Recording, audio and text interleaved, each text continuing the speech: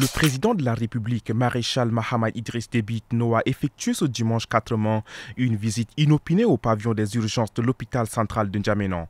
Il a discuté avec les malades admis dans les divers services et le personnel soignant en service. Mettant à profit cette visite surprise, le maréchal a sillonné les différents services récemment rénovés et a posé plusieurs questions sur les conditions d'accueil, la disponibilité des médicaments, la gratuité des soins d'urgence, les maladies les plus communes, les autres causes d'admission aux urgences et l'état de satisfaction des malades.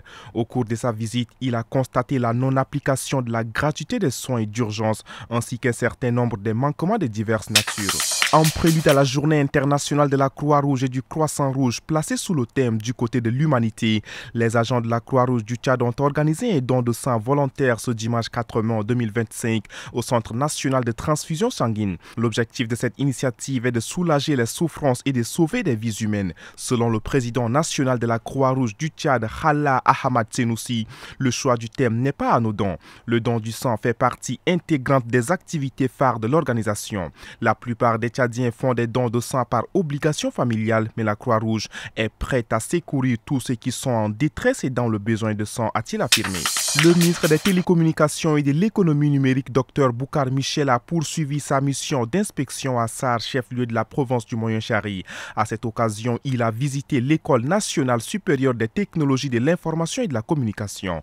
Sur place, le chef d'antenne de l'école, Dr Nanga Marcel, a dressé un tableau préoccupant mettant en avant plusieurs défis majeurs: manque d'accès à Internet, coupures fréquentes d'électricité et déficit criant d'enseignants. L'établissement ne dispose actuellement que 7 enseignants permanents soutenus par quelques vacateurs. Malgré ces obstacles, des efforts sont en cours pour construire un laboratoire et une bibliothèque moderne. En réponse aux doléances, le ministre Boucar Michel a réaffirmé l'engagement du gouvernement à redynamiser l'élastique. Il a précisé que des équipements tels que des ordinateurs et du matériel de laboratoire sont déjà disponibles en N'Djamena. Il reste à construire des infrastructures nécessaires pour les accueillir. En République démocratique du Congo, le bras de fer se poursuit entre l'Assemblée nationale et la Cour constitutionnelle autour du procès de l'ex-premier ministre Matata Ponyo Mapon. Celui qui est aujourd'hui dans l'opposition est accusé de détournement des deniers publics.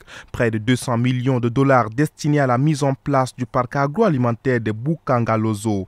Lors de son procès le mois dernier, le parquet a requis 20 ans de prison.